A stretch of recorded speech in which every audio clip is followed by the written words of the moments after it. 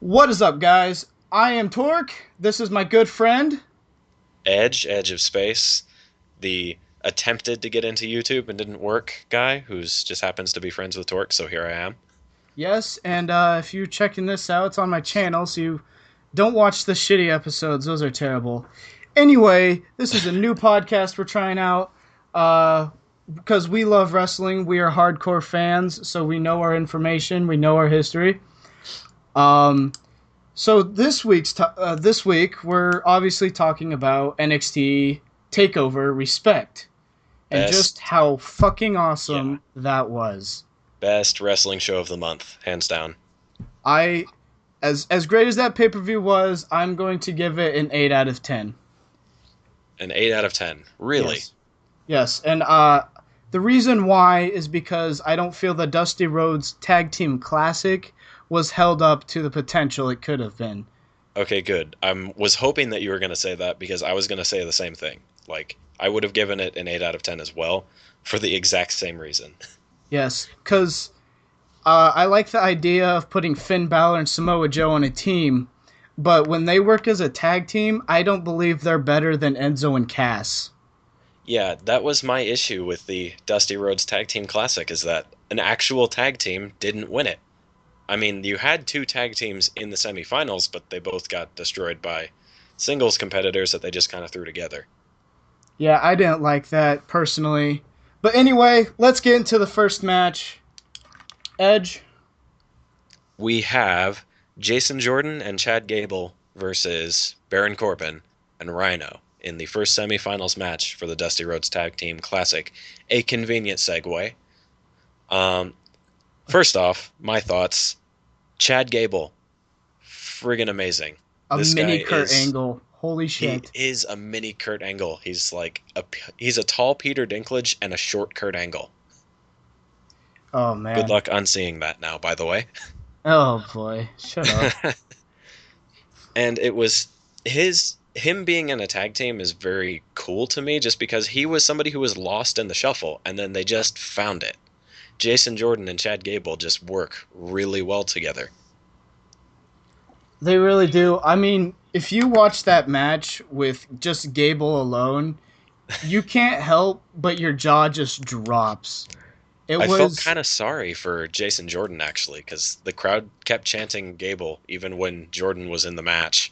Yeah, I know. I felt bad for him because he definitely is gonna deserve more spotlight along down the road. But Gable is like, I don't know how new is he because I didn't even know of that tag team before um, this pay per view.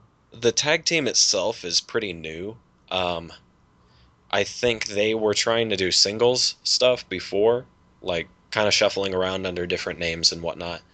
They they just kind of made a tag team and then they made a storyline out of it and it worked out.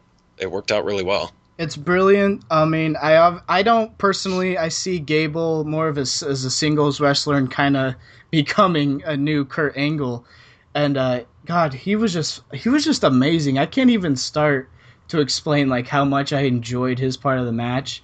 While Jason JJ, I'll just call him JJ. He was fantastic as well, but I mean, he definitely works as a tag team partner, so I feel like he needs to find kind of a different partner to be a tag team. He reminds me of a less dumb Titus O'Neil is what he reminds me of. Less brute. Yeah, like he's just less of a meathead is what he looks like. Oh man. Of course, the takeaway that I have from this match, not only that Chad Gable is amazing, but the finish to the match, that was probably the most devastating end of days I've ever seen. Yeah, Like, as much as I hated for Baron Corbin and Rhino to win, that was an awesome finish. that end of Like days, just, it looked like it was going to break the mat or it was going to break Chad Gable, one of the two. it was pretty cool. Like I like the end of days finisher. I think it's pretty innovative. Ugh. Anyway, whew. Anyway, It's, I I'll, love that finisher because like he was going for like a hurricanrana or something, and he just does an end of days, and it was like no one saw that coming. I is don't that think. I think at first the crowd thought for sure Gable had reversed the move that Corbin was going to do. But then they saw Corbin grab him with a one arm, lean forward, and then do the fall back, and everybody's just like, "Oh my god, that was amazing." And everyone knew it was like, shit, Gable lost, and Yeah. Gable and JJ lost, and everyone, while you're saying, oh shit, you can't be mad. Like, that match was fantastic on all levels. It was very good. That was probably the highlight match of the Dusty Rhodes Tag Team Classic because Yeah. the tag team that everybody wanted to win it was in that match. Like that was the funny thing about JJ and Gable. That's what I'm going to call them now, JJ and Gable. That's what they're called. Right. Um, is that when they were facing shit? I think they were facing Solomon Crow and Neville in the first round for the Tag Team Classic. By all rights, I should have been rooting for Neville, but I was like, nah, I want JJ and Gable to win it. Yeah. Yeah, I really wanted them to win it too. Just like honestly, I was like from the beginning. I think both of us were rooting for Enzo and Cass, Oh yeah, they were like they were my easily. first pick to win it Have very they easily. been? Have they been the NXT Tag Team Champion yet? They have not. Really? The last time that they had a match for the tag team titles, oh man, it was a finish that made me really really mad. It was the same NXT takeover where Samoa Joe debuted and Sasha Banks was facing Becky Lynch. I don't remember which one it was called. I think it was Takeover Unstoppable, possibly, but they were in a match with Blake and Murphy. And then it looked like they were going to win it. Like it was the climb, like the top of the pyramid where the crowd's going crazy, they're doing their big moves. And then just as they were about to do Air Enzo, that like assisted body splash, Alexa Which Bliss look came out. that looks a little cheesy to me. Anyway, Yeah, yeah, but then Alexa Bliss runs out and screws them out of the titles, which was dumb. Like it was a bad decision then. It ultimately paid off because the Vaudevillains had a fantastic tag team match for the championships at Takeover Brooklyn. So yeah. it worked out in the end, but no, Enzo and Cass didn't win when they had the shot at the titles. And everybody thought they were going to. Everybody did. I think that even gives it more of a reason for them to win the Dusty Rhodes Classic. Like they haven't won a championship. They're kind of being built as these clear underdogs who keep getting screwed over. And then for them to win that tag team classic would have been phenomenal. Oh yeah, and it's like Enzo and Cass have got charisma like the New Age Outlaws. Like that was the selling point for me is that they can work a crowd as a tag team better than any other tag team that I've seen. And I think what impresses me more is when he comes out and he does his intro.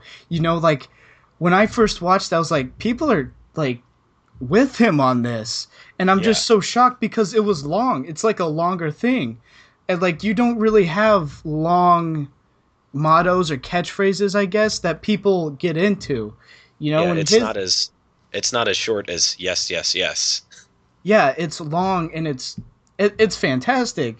So I think, I mean, I easily think they could be moved up to the main roster and not win the tag team NXT tag team championships and still get over. I think that by them not winning, I feel like that's where they're going. They're probably going up to the main roster. At least that's where I would hope they're going because them not winning this is a kind of it kills a lot of momentum that they had. As if them not winning the titles didn't kill their momentum enough. This probably just like put a stopper right in front of them, and now they're kind of flailing trying to catch up to where they used to be. Yeah. Anyway, we kind of pulled off that subject there. Let's go into the next match, which I believe is the tag team, the Yeah. other tag team one. The other match was like Baron Corbin, or not Baron Corbin. It was a Samoa Joe, Finn Balor, and Dawson and Wilder. I think they were, but that match was kind of like meh. The highlight was Finn Balor was apparently hurt his knee in the match, but that match was kind of a throwaway. So we'll move into the actual finals, which Yeah. was Finn Balor and Samoa Joe versus Baron Corbin and Rhino. Which, when Chad and Gable lost, it was at this point that I knew there's no way Baron Corbin and Rhino are going to win it. There is no Yeah, way on earth. I think we all knew that But I'm sorry, I'm hearing an echo. Okay, we're good. All right. Anyway, I think we all knew Finn Balor and Samoa Joe were gonna win it from the beginning, but we were like hoping with a little amount of hope that an actual tag team would win. Yeah, it's we thought that since maybe JJ and Gable had enough momentum that they could win it and it be believable, but in the end, the whole point of them winning it was to set up Finn Balor and Samoa Joe for the NXT Championship, which apparently this Wednesday there's supposed to be a battle royale for that. So the entire Dusty Rhodes Tag Team Classic, which was supposed to honor Dusty Rhodes, has kind of fallen flat because now it's solely just to set up a singles championship match. Yeah. So Uh, that's a little that was a little disappointing, but the takeaway from the match that I found is that holy crap, when Goldust doesn't have his face paint on, he looks just like Dusty yeah, Rhodes. I It's know. really it's really creepy. Like lost weight and all that. It's weird. Uh-huh. Um, did we mention? Yeah, we mentioned the final match. That's what we're talking about. Yeah. What I wanted to do, I kind of went through this in my head. I would have rather seen Enzo and Cass versus the Hype Bros. For the Now, for the classic, the Dusty Rhodes. for the finals, really. Yes. Um, well, maybe you can argue different people other than Hype Bros. I mean, I'm a personal Hype Bro fan. I think it works. Like, I think Zack Ryder fits in that, and I like Mojo Rawley because he's a great wrestler. His move set is really good, and I like him. But don't stay hyped. Stay hyped makes you become that annoying kid in that class that no one wants to talk to, and you see it in like private interviews. Like, Yeah. this is ridiculous. You are literally burying this guy when I think this idea could be gold. Or Like, like I'm on Twitter a little bit more than you are, but don't know if you've seen how Mojo Rawley spells chicks on Twitter. It's it's really stupid. He spells it CHYX apostrophe S.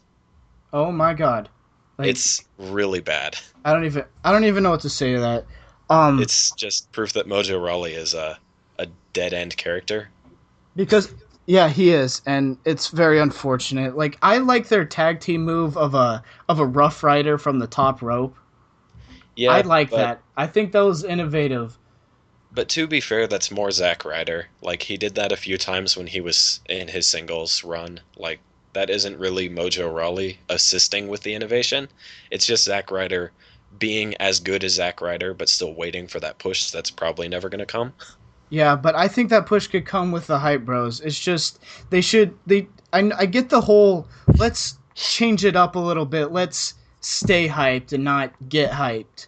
But stay hyped just isn't working out. Like, I saw this thing on, I think it was Instagram, of Mojo Rawley, maybe Twitter, I don't know. So much social media. Like, I Yeah. don't even know what to call it.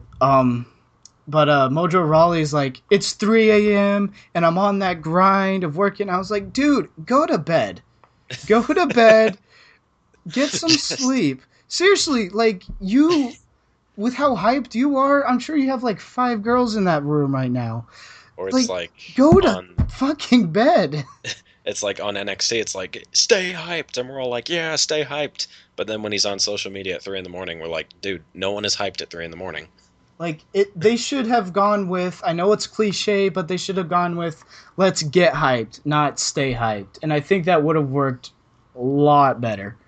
Well, who I would have had in the finals is basically I would have put JJ and Gable, obviously, and then Enzo and That's, Cass, and then ultimately have Enzo and Cass go over and win it.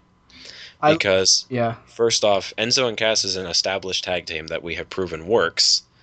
JJ and Gable is a tag team that is building momentum, but is still new.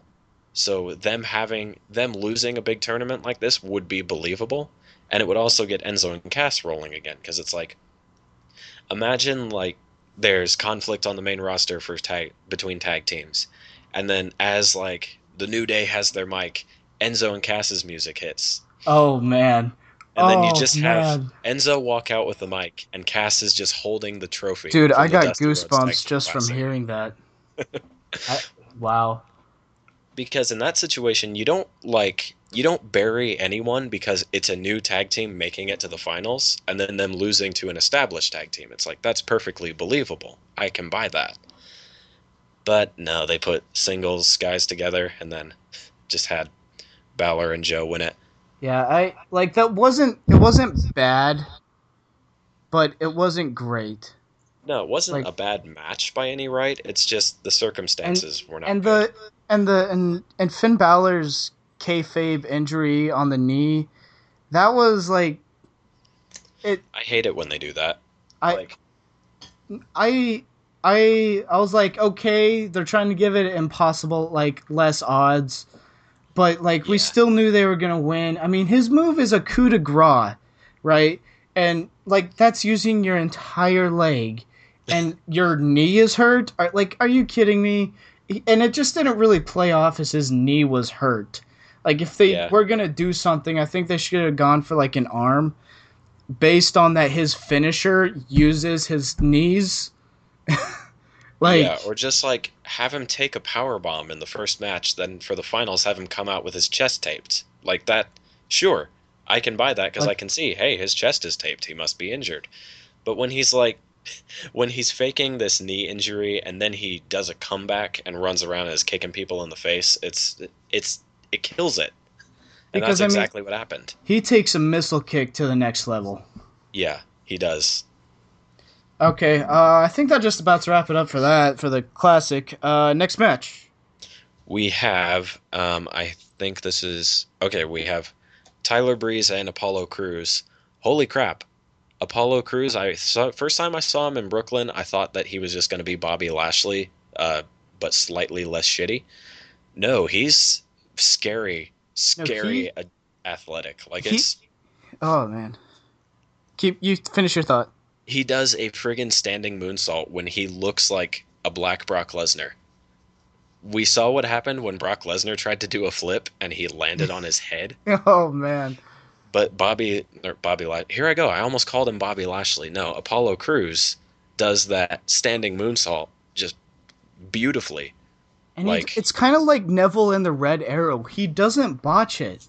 He doesn't miss. He always lands it perfectly. yeah, and Apollo Crews, military press, uh, standing moonsault. He's got the look and he's got the moves. I just haven't heard him talk. Yeah, That's what I want to hear. I, Like, I'm I'm I'm not going to be thinking. fully sold. I'm not going to be fully sold on him until I hear him speak. Yeah, I think Apollo Crews continues to impress me. So I definitely think he's gonna get over on the main roster. I Oh just yeah. don't think he's found that gimmick, if you will. Yeah, I get what you're saying. Just Like just he's hasn't found the right theme song. Like it's just like he just debuted like a month or two ago, and it's just his first theme song. Like I think he needs something different, like just like a new look, if you will, yeah, he's still kind of necessarily. stuck in that developmental like, hey, we have a person who is a wrestler, but we don't have like the character. Like he's just athletic and he has a name. That's what he is right now. Which is kind of what you need nowadays. Like we don't want gimmicks, I mean, okay, not gimmicks, I guess. I don't know We what you would call it. we want like relatable stuff, like Daniel Bryan. Like that's Yeah, he himself is a character, and we we like that. we want more of like a badass with a first and last name that works. Like Randy Orton, he's the Viper, but he doesn't come out in like a snake costume. You Do I know, do I need to bring up Kevin Nash? Oh God. no, we can leave him. He let him do like his Magic Might bullshit, whatever. Big Daddy Cool Diesel. Big, yeah, no. No. Um, I like the first and last name. I do dig that, but then on the completely opposite end of the spectrum, there's Tyler Breeze, who is all gimmick and no character, pretty much. yeah, I mean, I like Tyler Breeze as a wrestler, and a lot of people do. But if he's moved to like the main roster, it's definitely he's gonna be the next Fandango. You know, he's just gonna come out, maybe get a match at WrestleMania that no one remembers because I didn't even know Fandango faced Jericho. It seemed weird to me. But Yep, he's just that gonna happened. he'll get a match at WrestleMania once that no one remembers, and then he'll kind of just disappear like Fandango. You know? Yeah, it's that he'll be on main event and superstars pretty much consistently for the rest of his life. That's but that like Tyler Breeze has come out and said that if he's on NXT for the rest of his career, he'd be fine with that. He's Oh, just I would totally be fine with that. To be yeah, honest. he just says that he's excited to be there. Like he's just excited to be in the WWE. He Yeah, doesn't really care see, about getting that's over. the right attitude. That's how you. That's what we want. Yeah, but they had a like Tyler Breeze, he got more offense in that match than I thought he would. I thought it was going to be a slugfest with just Apollo Crews manhandling him, but no, he Tyler Breeze got some good hits in. I'm not gonna lie at all. And it is it just me or does this match seem like it came out of nowhere? Because It, like 3 weeks ago, Tyler Breeze was feuding with Bull Dempsey. well, I mean, last pay per view, yeah. Oh my God, he was. I completely forgot about that. Yeah, it's Wow. like Bull Dempsey was making his little comeback and then faded into obscurity again for like the third time. This match did kind of come out of nowhere, but it did make sense to me because Apollo Crews does need a match. Like he needs to be recent, and so does Tyler Breeze. I mean, Yeah, Tyler Breeze, they kind of explained it with the commentary because Tyler Breeze had this promo with William Regal where he's like, I want to face opponents that are as good as me. I don't know why that I did that voice. That's not even close to his voice. But no, that's how he originally faced Jushin Thunder Liger because he's like, I want an opponent that's as good as me or better. And then is this he is like continuation of that. is he on NXT now? Like, No, he was just doing a one-off thing. Like oh, okay. he was doing a Legends performance, I think is what they call it. Okay, yeah, he was getting old. Um, but what I think, sorry, man, I keep hearing like an echo. Is that better? Better. Is that better? Okay. All right. Uh, the so I think Tyler Brew. Okay, I still hear it. Wait, no, You maybe still it hear it? won't. Maybe it won't. I don't know. It's our first podcast. Don't judge us. Yeah, Anyway, and I can document the troubles I went through just to get a microphone. So yeah. that was that's a long story. I'll save that for another time. Anyway, I definitely think Tyler Breeze and Apollo Crews came into that match knowing like this is just kind of a throwaway match. This isn't a match that's important, but they wanted to make the most of it, and they impressed. They really Yeah, did they did. impress. It was like when Apollo Crews went for his moonsault, and then Tyler Breeze got his knees up and rolled him into a pin. I'm like, oh my god, Tyler Breeze is going to win this right there. But Yeah, no, Apollo Crews did come back and win it. That was smart, I think, because they need to keep his momentum going if they want him to remain relevant. Because the characters that don't have a character can't survive alone on just doing nothing. Like they have to keep winning matches. yeah. All right. Well, I think that about wraps it up for that match. What's next? So there's Asuka and Dana Brooks. Oh my God. If you want to talk Yes. about a slaughter, a one-sided slaughter, that's what this match is. And I remember because I didn't watch this match live. I went back and watched it later because I jumped into Takeover about 45 minutes in because it started right as I was getting off work. So I came back and watched this, and Asuka brings back something that women's wrestling hasn't had in a while, which is intimidation. Like that, her entrance is just friggin' intimidating. Like it scared me to be honest, and it like scared me and made me nervous because like is something this crazy gonna get over? Yes, it is because she is scary as shit. And she was huge in Japan. Like she's been all over the world. I'm gonna Um, say this right now because it's bugging the hell out of me. Her pants, the bottom half of her costume needs to change. She yeah, looks like a stripper. yeah. Holy God. It's it's like somebody went to Kana is what she was called in Japan, said, "Hey, we're having this big Divas revolution and we want you to be a part of it. And she's like, oh, WWE. Now they're letting them wrestle. Okay, but they still want them to look hot. Okay, what outfit can I wear? Yeah, I know. And It came was out with that thing. Yeah. like I don't have a problem with like the tiger stripes because it does fit, but like this weird stripper tiger thing, like I don't know why, but that just bugs me like in my soul. Like it's eating me alive. I don't know why, but anyway, but Yeah, it's like, her kicks were deadly. yeah, Holy cow. like it's her kicks that got her over, essentially. Sorry, I had a burger.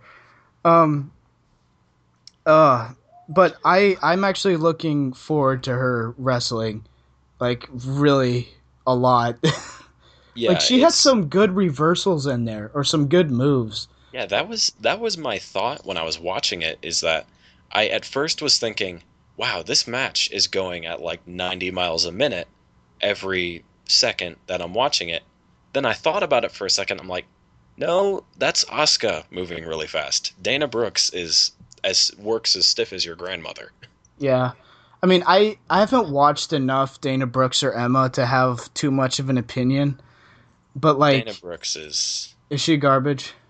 she's awkward is what she is. Like she has no, like she kind of has a character, but her character is essentially she's an arrogant bodybuilder. Like that's it. Okay. What about Emma? Like I heard Emma is like really good. Emma is she is a solid performer technically. The problem is that she is caught in gimmick hell Yeah, because I she know. Like first she did can't find anything. like she did what Bailey was doing with the super. Yeah, I'm really nice, except for at least Bailey was like actually wrestling. Emma was trying to do that in a time when divas were just essentially eye candy. That's what they were. So she had her dumb music and her stupid little hand gestures that I can't even begin to describe, but she made it up to the main roster and then immediately came back to NXT. Like it didn't even last at all. Yeah, I heard stuff about her and I heard that she's really good, but damn, like it's just one of those times where you cannot find the right gimmick. Like Yeah. it will come she will find the right gimmick and I think she will be over and be a part of this Divas Revolution. Yeah, but right now she it seems like she is Dana Brooks' either bitch or lesbian lover, one of the two. Like, just you see like Dana Brooks' entrance where she does her little flip thing, then she gives like the weirdest look to Emma and like signals her to walk out there, and then does their weird little touchy feely flex while she's flashing her ass thing. It's just like Yeah, see, that's what we're trying to avoid this. It's for this exactly what we're Divas trying to. Revolution. But And yeah, yeah. that was Asuka we want to see, which I thought it was pronounced Asuka, but apparently I'm crazy. Asuka we want to We're see, not Dana Brooks we Japanese. do not. We're not Japanese, that's why we can't Yeah, pronounce. Um but I think I'm gonna say like this real reason that separates NXT from the main roster is definitely the fans. Like yeah, in the WWE or just wrestling in general, you have the hardcore fans and then you have fans. Like me yeah, and Edge, we went to SmackDown. It was like in August, I believe. yeah. August 11th, I think. Well, Yes. it aired August 14th, but they recorded on Tuesdays, so it was a few days earlier. Yeah, anyway, we're going to the people and we're like, "Hey, what's your favorite wrestler? Who did this and like who won the Royal Rumble in 2006, which is Rey Mysterio?" And like nobody knew, like there's one guy that knew who won the first Royal Rumble, and that was Hacksaw Jim Duggan. Yeah, we were asking them trivia questions, and they just no one knew. Like even people who had the merchandise, like the replica titles, you ask them, "Hey, what happened here? What was this? Or Yeah, what yeah. was it?" We asked a lady with a Divas title, like, who was the first NXT Diva, Or NXT Women's Champion women's is what we champion? asked. Yeah. And Uh, she's like, I don't know. And we're like, it's Paige. Probably the diva that you're going to be cheering for in no time at all.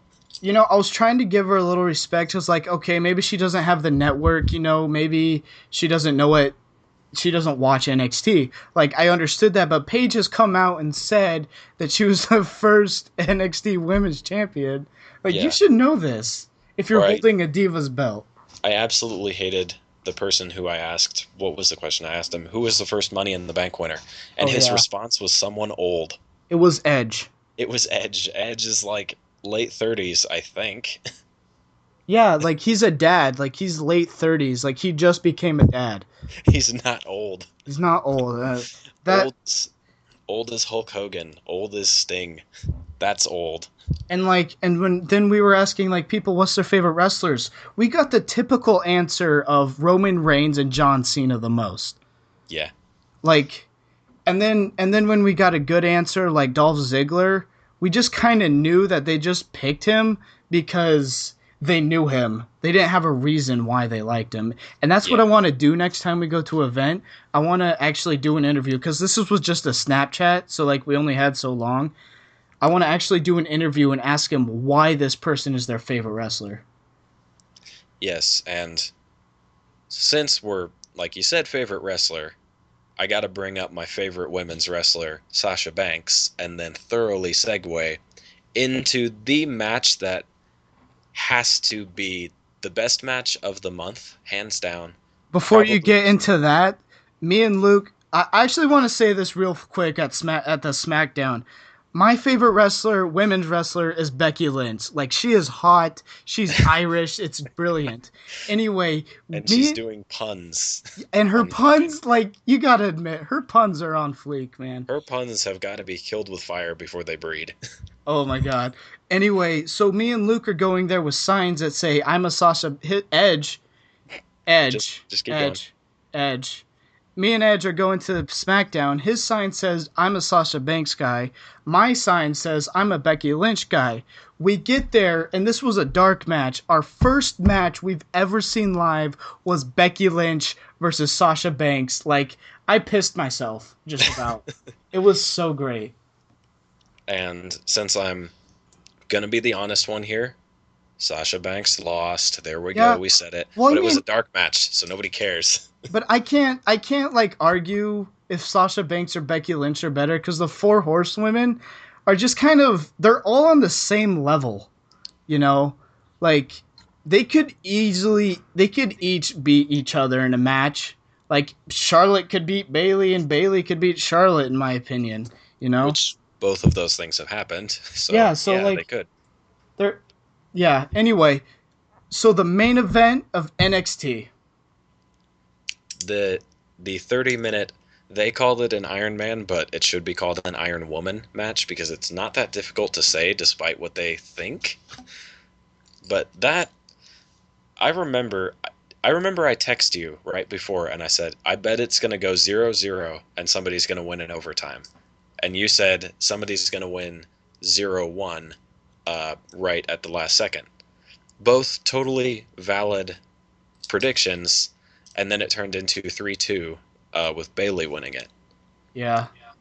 I felt that maybe the traditional approach to an Iron Man match was necessary since it was like the first women's Iron Man match, but I feel like it would have been really memorable if they had gone like last minute, somebody gets it, or it's like it's so close, they win it in overtime. But no, like don't let that detract from it. The match was amazing. Like it was so I'm it was actually so gonna good. argue against that because how many Iron Man matches have gone into overtime? Was it just Bret Hart and Shawn Michaels?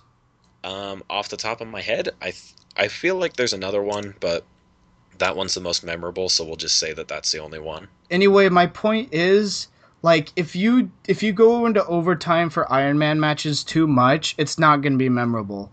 So, while I do think this match should have gone to overtime because it absolutely deserved it, at the same time, I don't think it should have because I feel like later down the road there's going to be another Iron Woman match that will go into overtime. Yeah, I feel like the sequel's gonna try to up the ante. So it's the next one will probably, but the final score, the time all aside, the match itself, save a few botches, was really solid. Like Sasha Banks originally made us all think, oh, hey, she might turn face because she's saying how she respects Bailey and how they're good friends and whatnot. They hugged at Brooklyn, and Nope. then she made a little girl cry. Oh my god, like as bad as that is, like that is a great heel thing to do because you know when it's a little girl, they don't know this is fake. No, they Those are don't. legitimate tears. Like she is crying. Like is that like Bailey's like sister or something? I don't know. They kept referencing that area as Bailey's family, but I don't know if Izzy is actually her sister. She might be. Anyway, it's just a great heel thing to do. And while you can argue that you shouldn't make little kids cry, like you're not making a bad point. Don't get me wrong, but Is that it's you gotta generate heat, and that's one of the best ways to do it. Of course, I feel like it may have been misutilized because I was laughing the whole time. I was like, "This is great." yeah, I know. Like we knew what was going on, but I think it's okay in a sense since Bailey came up and won it. Like Yeah, I think it's okay that she cried then. Like, come on, her hero won. Like, yeah, that it's was okay now. like when Bailey making the comeback was really, really the highlight. Like I can think of the exact moment where I was like, Bailey is Superwoman right now. Like she's the hero. That's what she is. Like she has her fan. Like her biggest fan is this little girl. She's crying. She just got thrown into the LED board and got counted out, and now she's got to stage a comeback somehow, and she did it. It was just like it was a very poetic storytelling, and it only took 30 minutes. Yeah. Now, Vince, if you can hear me, Raw doesn't have to be 3 hours. They did that much storytelling in 30 minutes.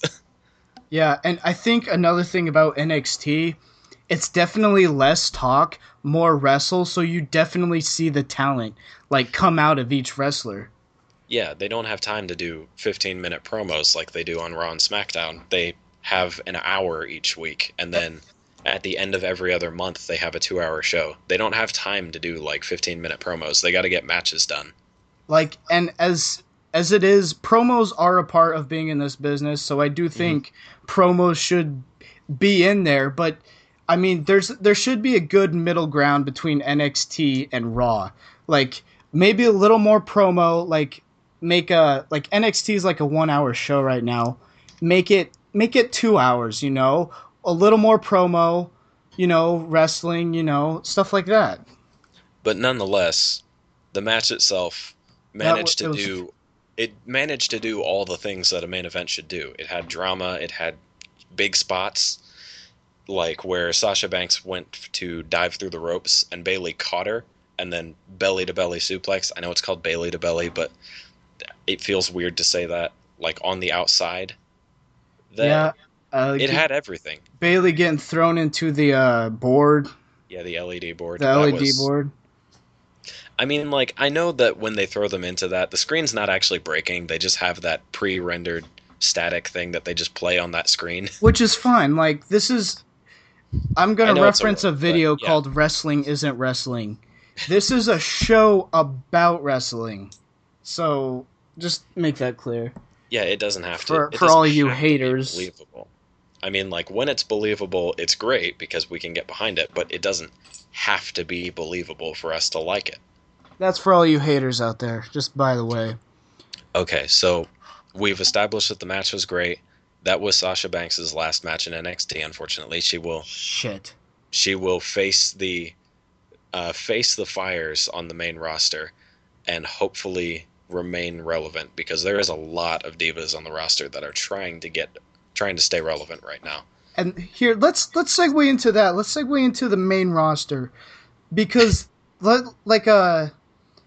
like these two matches by Bailey and Sasha are like a checkpoint right now. That is a checkpoint for what the divas, or excuse me, women, Yeah, fucking women. women. Yeah.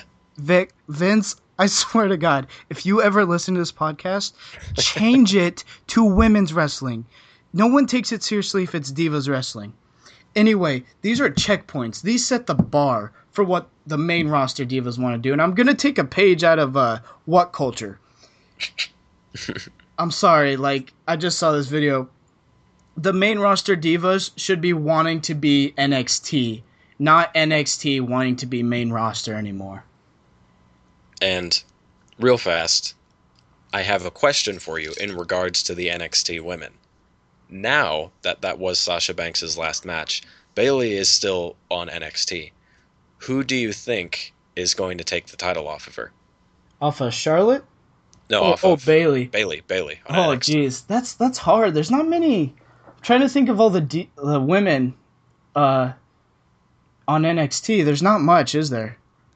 There's trying to regenerate the roster, but you want to hear the rumor that I heard, and What? you're not going to like it. I swear to God, you're gonna say Emma, aren't you? No, I'm not going to say Emma. I'm going to say something worse. Oh, Alexa Bliss. No, worse Hold than on. that. Oh, worse. Dana Brooks. Nope. You What haven't the? reached the bottom of No, the barrel yet. I have to guess this. I have to guess this. Carmella. Oh, They oh were my, no, I swear to God. I the swear to God. rumor Eva is Marie, I that swear to God. the rumor was that to validate Eva Marie's Fuck progress that! as a Ah! wrestler, they Shit. want her to have the title. Shit.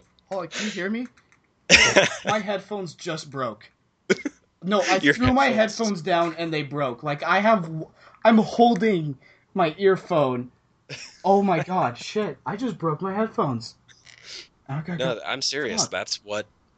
That's what they were gonna do. Uh, but some like the fans. I think the original plan is actually it was supposed to be Eva Marie facing Bayley at this takeover. But when she got booed out of the building at Takeover Brooklyn, they're like, maybe we should hold off on this yet. And they said, okay, Sasha, you're gonna do a rematch. Okay, like seriously, just to show you how pissed I am, I literally broke my headphones. Like, no, I'm serious. Like my left ear, because I have a pair that goes over your head. My left ear is completely disconnected.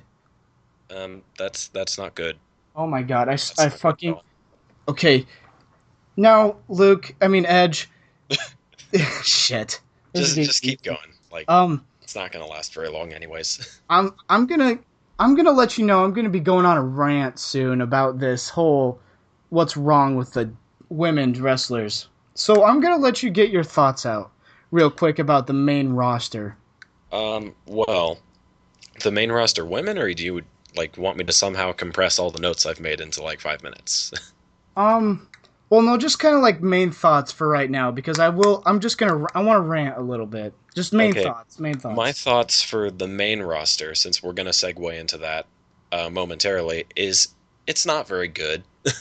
Like there is just so many different things that they're doing wrong, and the fact that Sting and Kane are main eventing pay-per-views is exactly what I feel is wrong with the WWE. I don't see how it is that we're so starved for main event talent that they're having Sting and Kane main event pay-per-views for the title. Or I don't see how it is that we're so starved for talent that they want to have Nikki Bella become the longest reigning Divas champion, which actually happened. Yeah. All right, my turn. My turn. I'm gonna go through the main roster divas. Okay, Nikki Bella, garbage. I don't give it. Like there are supporters for her, and I don't understand. I never understood. She is fucking John Cena, They like the and boobs. what? They like the boobs. Yeah, I know. She got a That's why they boob like job her. and buttocks. Buttocks? Is that what you call? I don't know what you call those. Oh, let's just go with ass. She got implants, okay? And she's fucking John Cena, and she's being a gold digger because John Cena doesn't want kids, yet Nikki does. So, yet somehow they're still together. So, you know, Nikki Bella is just being a gold digger at this point. So, the whole reason she became this historic diva, actually. No, she's a diva. No, Is yeah, she that is a diva. is that because John Cena has Vince McMahon balls like wrapped around in barbed wire and can pull it whenever he wants. So let me go through the main roster real quick. Brie Bella is just garbage. Like She's she's bad. not entertaining. Her promos suck. Like I don't like her. Alicia Fox, apparently she's still around. Like let's be honest, nobody remembers her. Yeah, Uh, I- like yeah, she's a mess. The height of her career so far has been she was in the finals matches for Tough Enough. That's Yeah, I about it. know. And Tough Enough's is stupid. We'll talk about that some other time. But Alicia Fox is garbage. Nikki Bella is trash and sucks, and she gets what she wants because she looks hot, not because she did hard work. Because she didn't. I'm not convinced she actually did hard work. Now we're gonna go to Team Bad. Naomi, not entertaining. Her finisher sucks just because she has a big ass. She She's cannot do a heel promo whatsoever. Naomi. Okay, I want to give my 2 cents on Naomi real fast. Naomi isn't necessarily a bad wrestler. The problem is that she was caught in the middle of this transition from divas to women's wrestlers. She was caught right in the middle where they're like, we're going to make a change in the women's division, and their change was turning Naomi heel. So that was their logical conclusion to making divas better. So she's still kind of caught in the middle of that, but that didn't work. So then they're like, well, maybe we should actually bring in some talented people. And so she was caught in the middle of that. She hasn't fully transitioned to like the level of Sasha Banks or Charlotte or somebody. Okay. Anyway, I don't like her personally. Then Tamina, like I've never even really seen Tamina wrestle. Like she's kind of the Roman Reigns of Team Bad. But Like she's just somehow, this big. Like obviously she's a bulkier girl, but like she's not interesting. somehow she does Roman Reigns' character worse than Roman Reigns does. Yeah. Anyway, so who does like that team should be called Team Sasha Banks, not Team Bad. Yeah, Now, let's see who else is on the main roster. There's Summer Rae, who was never talented to she's begin with, and is she's now in not even a some. wrestler anymore. No, Let's be and she's honest. not a wrestler anymore. But I'm going off the list. Yeah, There's Cameron, who is gone, she's missing. Thank she's on God. Total Divas. That's what she's on. Oh my God, that's still a show. Yeah, that's still a show. Oh It my makes God. actually a shit ton of money, but that's besides the point. Anyway, like Cameron, like she's missing, like, and I'm not mad. Um, but who does that leave? That leaves literally like what, five divas on the main roster, five women on the main roster who have talent, which is Sasha Banks, Charlotte, Becky Lynch, my Yeah, favorite, my girl. Um, oh God, I'm gonna marry her Paige. someday. I'm gonna tell you. Paige, I like Natalia. I think Natalia can bring a good match. Oh yeah, Natalia's great. Like she's an old-fashioned. She is a diva essentially, and she still is somehow manages to be entertaining. That's why we like Natalia. But on the subject of how many women's wrestlers we actually have, Paige is apparently being punished by the WWE because she said fuck in an interview. Yeah, I know, which is stupid. Vince McMahon's just fucking insane. But here, let me tell you something. Like, so I was on Instagram, and like this was when Nikki Bella became the longest reigning champion. I got so pissed. I actually got into arguments on in the comments, and I'm so sorry. Like, don't ever do that. It's a waste of your time. You feel bad afterwards. Yeah, Like, the and you comment can't get section hard for like is a good week. Anyway, people argue that Charlotte doesn't deserve to be the champion. Now, of course not. while she does, though, people do make a good point that her dad is Ric Flair and she was just kind of given these opportunities. You can say that, but Charlotte has worked hard and is a talented wrestler. Like, you can't deny that. Whereas Nikki Bella is screwing the hottest guy right now. I mean, everyone knows about, John Cena. Do, do, do, do. Everybody knows, like, John Cena. So, and she's giving these opportunities, but she's not talented. She doesn't bring a good match. Yeah, which real fast we probably want to segue into that stuff because we've spent a while talking about the crappy divas and then the really talented women's wrestlers. Let's talk about John Cena for a second. He's the United States champion again, Now, 1 month later. I just want to explain, like, me and Edge, we always chant, we chant the Cena sucks. We're part of that group. And I want, like, while I respect the hell out of Cena, because he does do a lot of, like, he does support little kids and he does do that, is that he always wins. He Yeah, always wins. And it's the same way over and over. Like it's he has this comeback, hits his opponent with an AA by some amazing reversal and does it. Like when he rolled out, like when he was facing Seth Rollins, I think it was on Raw or something. Rollins landed a frog splash, which was a finisher for like Eddie Guerrero and Rob Van Yeah, Dam. yeah, Eddie He just Guerrero. rolls out of that like it's nothing. It does an AA. That pissed me off. Which, side note, happy birthday, Eddie Guerrero. Yeah, We happy miss you. birthday, Eddie Guerrero. By the time that we were recording this, his birthday was probably like a day or two ago, Let's be depending. honest, probably be like a week ago by the time I get this uploaded. Yeah, that's why I'm saying when we recorded this. But yeah, there's. Let me let me talk for a second about how it is that they're booking Cena. Why is it that the United States champion has beaten the world heavyweight champion 3 times of the 4 matches that I think they've had? Yeah. Like Rollins won at SummerSlam because Jon Stewart interfered, which it Which would have made thank more you, sense John for. Stewart. I love you, man. No, Anyway, he's fantastic, but it would have made more sense for like a Ric Flair heel turn, but that's besides the point. On 3 other occasions, like there was the match that they had on Raw a while back where Cena got injured. He got injured and still beat the world heavyweight champion. Then there was uh, the Raw after that where he was trying to get his title back. Rollins was because he just lost it. Oh shit, he's won 4 of the 5 matches that they've had. Damn, because he won it. Cena won at Night of Champions. He won the following Raw. He won at Madison Square Garden. He won that Raw a while back, and then he lost at SummerSlam. Why are they booking the United States champion as more over and more powerful than the WWE World Heavyweight Champion? if you can't tell by now, we're CM Punk fans. Um, Yeah.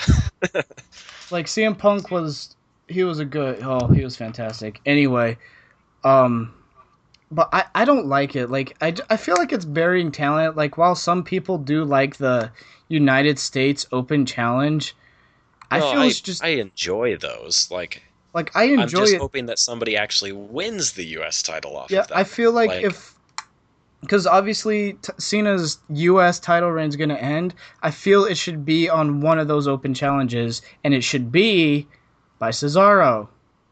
yeah, it absolutely should be. In fact, Cena is taking time off during the late part of November and December. Like he's asked for time off. So my thought is that how they could really validate the open challenge match in general is if somebody comes out and actually wins the championship. Because this is an issue that I read about in an article that I found on Twitter, and it was the 10 things WWE is doing wrong. And what it was doing wrong in like number 3 or something like that was they are failing to build new stars. Let me explain. Now, when we had Hulk Hogan and like Andre the Giant and them, Who? yeah, that guy. When they were on the end of their like the ends of their career, they lost to up and coming stars who then created which then created stars of those people. Like when Hogan faced The Rock. You can argue The Rock was over and more popular before that happened. I disagree. He was kind of in a floundering point. He faced Hogan and he was over again. Same with like Stone Cold when he beat Shawn Michaels for the WWE Championship at WrestleMania 14. That made a star of Stone Cold. But the problem was is that in this early 2000 period, you had guys like The Rock and Stone Cold who were these legends suddenly leave without making new stars. And they just got lucky that in 2004, that was it 2004? I think it was that guys like Cena and Randy Orton and Rey Mysterio all managed to make it in the WWE. But they dodged a bullet with that. Now, they aren't making new stars. They're not having Cena actually create somebody like Cesaro or Kevin Owens. They're just having Cena be the big guy. And that's the issue with Randy Orton as well. He's not like he's a high quality jobber these days, but he's not making stars of anybody because he keeps facing fucking Sheamus. Fucking Sheamus. Yeah, fucking Sheamus. But that's like if they were to have Cesaro beat John Cena on Monday Night Raw, where a title change never happens Cleanly. I want cleanly. it to be cleanly as well. If he takes the U.S. title, which John Cena holds very dearly to him, takes it from him on Raw, it's going to validate the open challenge. It's going to validate that title, and it's going to validate whoever beats Cena. Nobody loses. Then Cena comes back. They have a rematch for it. And again, Cena loses. Why? Because we're making stars, not burying people. I think that's like I don't have a problem with comebacks of amazing stars.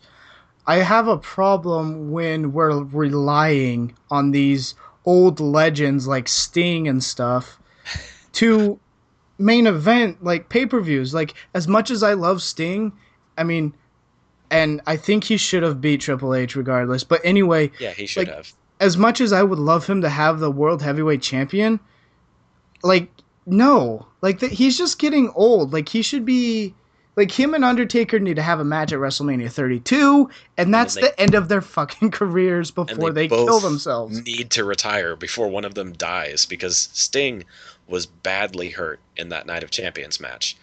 They say that it wasn't him going through the table that actually hurt him, that it was actually that turnbuckle power bomb that Rollins does that hurt him. Yeah, and it hurt his Which neck, and I don't even and like I watch over that over and over, and I can't like where did it happen? it was on the first it was the first turnbuckle power bomb Well, I that mean, like, no, did. I watch where he got injured, right?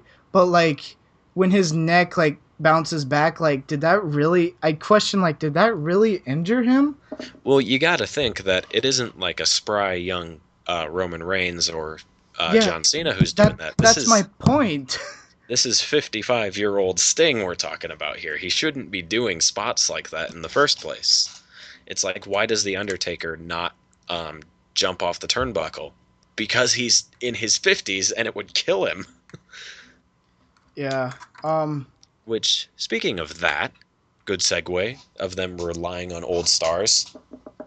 The main event, at least I believe it's the main event, assuming that Undertaker and Lesnar doesn't take the main event again. Kane and Rollins for the WWE World Heavyweight Championship. This is something that I knew was going to happen, and even though I acknowledged it was going to happen, it still doesn't make sense to me. It's like, we have a problem with Kane. We're going to give him a title shot. Yeah. And that instantly makes Stephanie McMahon the dumbest businesswoman on earth. I I think I don't even know what to think about it because I'm not mad about Kane coming as a demon, and they actually did it kind of from a different angle. Like he has this personality disorder thing, Yeah. which is better than what was expected, but it wasn't great. And Kane, what like it seems like Kane is way older than what he really is. Yeah, he's shoot, I don't even know how old he is. He's like 49, I think. Like I like Kane, but like I wouldn't even know what to do with him. Like how would I have booked him differently? Like I have no idea even How where would to I have booked start. him differently? I wouldn't have. How I would have booked it is I would have had him booked to interfere in the Undertaker Lesnar match and rip off the cell door like he did when he first debuted, because he's coming back as the demon. He tears off the door, he screws Lesnar, then the Brothers of Destruction are back, and suddenly we have an intriguing angle for Survivor Series. The Ministry of Darkness, not the corporate Ministry of Darkness, I'm talking just Undertaker and Kane, versus Brock Lesnar and whoever he can find as a team for Survivor Series.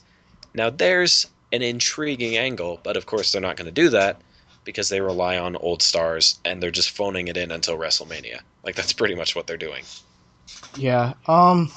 I know we mentioned Sheamus earlier about like him feuding with Randy Orton.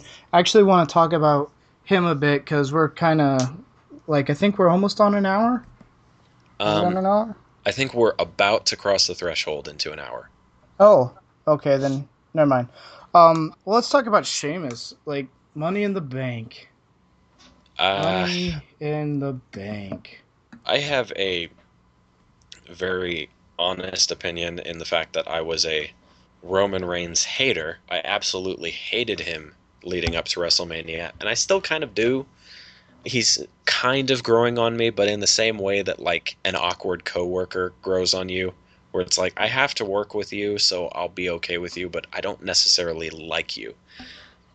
I was sure Roman Reigns was going to win Money in the Bank. I was so sure of it that when he didn't, I was shocked. You could have had like you could have had The Rock interfere and win Money in the Bank for no reason whatsoever, and I still would have been shocked that it wasn't Roman Reigns. But no, Sheamus came in, and now he's Mr. Money in the Bank, which is proof that Vince McMahon doesn't actually know how to create new stars. He has forgotten in his old age. Yeah, I think everyone wanted Neville to win, but I do think it was too early for Neville, so I think that could have gone bad. But uh, also, we thought Reigns was going to win. Like, Sheamus was probably the last person we thought was going to win. Well, him and Kane. Yeah, Because him Kane, and don't Kane. forget, Kane was in that match too. Oh, that's right. Like, like I don't know how I feel about Sheamus winning. Like, I don't know when he'll cash in. Like, I don't even know where they would go with him being champion.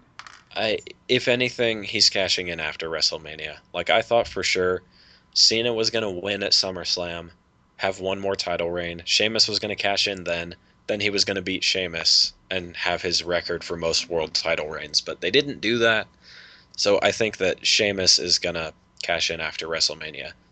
Like that. Actually, an intriguing angle that I thought about, which would make Money in the Bank very interesting again, is let's say Sheamus doesn't cash in all the way up until the Money in the Bank pay-per-view next year. Then you have the ladder match. Somebody has won. You have a new Money in the Bank holder, but it's still 1 year later. He has until midnight of that night to cash in. Sheamus cashes in the main event of that, wins it. Somebody cashes in on Sheamus, and we see two cash-ins in one night. That'd be a little weird. That Like, would be weird, but it would be interesting. it would be interesting, and it definitely have to be executed very carefully. Yeah, it would have to be. You would have to pick the next Money in the Bank winner. Like you'd have to pick him very well. Yeah. So the question obviously would be, when do we think Sheamus will cash in? I kind of answered that. I think he's going to cash in after WrestleMania. When do you think he's cashing in? Yeah, I'm gonna go with after WrestleMania because, like, I'm almost seeing Rollins break the record for most days held as champion. Like, compared to Really? CM Punk. So you see him holding it for more than 440 or 434 days? I know it's a stretch. But it seems that everything that's, like, thrown Rollins' way, he just beats him. He Like, cheats just, to win. Like he's evil Eddie Guerrero. He even does a frog splash. yeah, and so, I don't know, it's weird for me because I don't think Kane will win. Like, I just can't see Kane winning. Then No, it's he's like, not going to win. who? It would Then be it's like, stupid if he does. who's after that? You know, like he's kind of gone through everyone. I it's Everyone this is important. the this goes back to the thing where they're not building new stars. They have all these people that could face Rollins, but they haven't built any of them in a way that it would make sense. Like the only guy, there's two guys really who it would make sense for them to try and face Rollins again, and that's Cena and Lesnar, because that's how they've built those two guys as these unstoppable monsters, but they're both above titles at this point. So it would be really dumb. There's obviously they could just they could just pull the Dean Ambrose card again and be like, "Well, we need you to main event pay-per-view. You're not going to win, but we need you to main event it because people like you." Um, there's the always looming question of when is Daniel Bryan going to come back? Because I'm gonna say the Royal Rumble. yeah, it does kind of depend on his health, I guess, but because like he was cleared by his doctor, but not the WWE's doctor, so he doesn't know. His career is currently uncertain. Like, if he does come back, one more injury and he's done. Which is why I think that if he is going to come back, he should win the Royal Rumble as a crescendo to the end of his career. Main event WrestleMania one more time against, I don't know, Rollins, someone. I don't know who he would main event against, but he would main event against he'd be in the main event of WrestleMania, and that would be the end of his career. Like, if he's gonna do a comeback, that's how they should do it, in my opinion. I actually wanna see a triple threat between the Shield at WrestleMania 32. Which I did a booking of how they could do that, but then WWE had Rollins lose the U.S. title again. So So I actually think it could happen. I would want Rollins kind of turning a little babyface, not not like so much, but it's just like, why am I always getting screwed over, you know, and I'm still doing this. But if one member of the Shield, like even now if they're broken up, has to be face. yeah, So I feel like if Roman Reigns turns heel and like betrays Ambrose in some way, I mean Ambrose is already built as this underdog who never wins a match. Like he had that yeah. streak going and then beat Luke Harper. Whoop-de-doo. You And then know? he went right back to doing insignificant things like tag team matches. Yeah, and while Reigns and Ambrose make sense, as brothers, I just don't like Reigns. Anyway, I feel like then that could almost be like a WrestleMania 30, Like Ambrose is the clear underdog. You got these two guys who are like Reigns is already built as almost as John Cena, just on based on how I can dominate everything. You know what it actually reminds me of? That triple threat? If uh, Ambrose is the face in that situation, it reminds me of the main event of WrestleMania 20, which was Triple H, Shawn Michaels, and Chris Benoit, Oh where man. there was already a storied feud between Triple H and Shawn Michaels, and then Benoit wins the Rumble and then steals the title out from underneath. I think that if they could start building a Reigns and Rollins feud now, maybe not now, but before the year ends, then they could have Ambrose come in and win the Rumble and set up that triple threat in the same way they did at WrestleMania 20. Of course, that would have us assuming that Ambrose is going to win, which if Vince is booking this, he's probably not, but at least we would see that match. Like I always thought they missed the opportunity of having a triple threat between the Shield, but like I thought about it and I think WrestleMania 32 was probably the most perfect time they will get because like Rollins cashed in at WrestleMania 31, so obviously it wouldn't have worked there, Like Yeah. so WrestleMania 32, it can still happen and it should. And Ambrose should win because we like him and Reigns is shit and Rollins is a good heel. But he wears jeans, so he's not going to win. Yeah, that pisses me And off. also because if they were to try and do that triple threat thing at WrestleMania 33, that's pushing the time. Like, Yeah, at that point, it's almost 3 years since the Shield broke up. I just feel like that I feel like WrestleMania 33 is too far away. Like WrestleMania 30 from 30 to 31 built up Rollins and gave him the championship.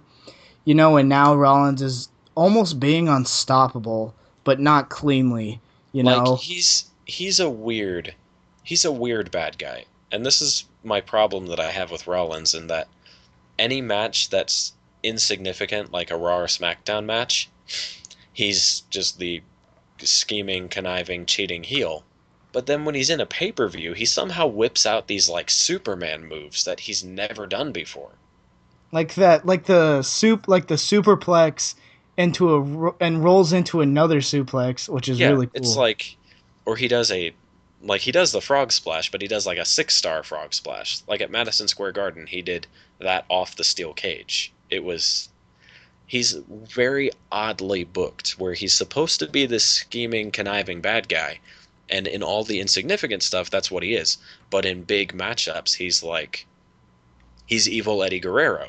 Like he cheats and steals, but not really. He's just talented, you know? Yeah. It's like the only heel lying and cheating and stealing thing that he did at Night of Champions is he caught Sting off guard and put him through a table. Yeah, no, That's it. it was weird because Cena like destroyed him and then Rollins cleanly beat Sting. Yeah. You know, that was really weird. Yeah. So Rollins and Kane, I think we pretty much unanimously agree Rollins is going to win. They're going to continue going with Rollins as the champion. And there's a development that I just remembered, and I don't know how I forgot this, involving a certain part-time wrestler who is somehow still over in The Rock. He has, on the WWE's website, he has been moved from the alumni section to the active section recently. You can actually look that up right now. And there are rumors floating around that he was supposed to come around in January, which Interesting. would make us think that he's coming in the Royal Rumble. But with Cena taking time off, they're thinking of having him come back sooner. So we have a very interesting opportunity, and it totally sounds like something that WWE would do, where they could have Rollins and The Rock face each other at, say, Survivor Series. Wow, I actually kind of like that. Which we have one of two things that can go that way. We can have Rollins win, which would make sense, or we can have The Rock steal the title from him, just like what happened to CM Punk. Yeah. To the point what happens to CM Punk. Yeah, that would piss me off if that happened again. To be honest, like I didn't like that when oh, I beat CM Punk. Now I'm gonna leave. I'll leave. I'll see you guys later. Yeah, But I beat CM Punk. I'm the champion. Main event of WrestleMania. Leave. That's what it was. Anyway, I think that'll do it for this podcast. Going on for a little while. Okay, let's leave it off of who's your favorite wrestler? Currently or like overall? Let's go of all time and currently. Oh, Jesus. You go first. I got to think. Okay, so mine. So of all time is a tricky one for me. I've actually narrowed it down to 3. The 3 are Chris Jericho, Eddie Guerrero, and Jeff Hardy. I mean, those guys are awesome. I like them. Those are probably my favorite of all time. Right now, wrestling is Kevin Owens, easily. I love Kevin Owens. All right, if I'm going to go top 3 in history, I'm going to say... This is a difficult one. I don't want to be cliche and say Stone Cold, but that would be one of the 3. I'm just going to put him in his own category because he's just that great. I'd say top 3, not including Stone Cold, would be probably Kurt Angle, CM Punk, and Chris Benoit. Wow, that was morbid. That was really bad. I have 2 guys who aren't in the WWE anymore and 1 guy who's dead. Oh, man. Yeah. What about right now, currently? Yeah. Currently, oh, geez. I don't know. All the guys who I would have said a month ago are being buried now. So there's Ambrose and Wyatt, but they're in a stupid feud. Currently, probably Cesaro if he could actually win matches. Yeah, he'll get a push. Mick Foley said that. If you could change one thing about the WWE, Mick Foley answered with 2 words: push Cesaro. It was funny. I mean, if Cesaro could start winning, he'd probably be my current favorite. But if I'm going to be totally honest, I'm going to say probably Finn Balor. I mean, I gotta pick an NXT. I gotta pick an NXT star because it's the main roster is just it's really dead right now. I need to pick a developmental guy. Fair enough. All right, we'll conclude it to this podcast. This is our first one, so don't judge us too hard. And I guess we'll see you next time. Thanks for listening. And if you have a problem with us doing our first podcast, it doesn't matter if you have a problem with that. Yeah, we need to think of a catchphrase or something. We do. Anyway, see you later.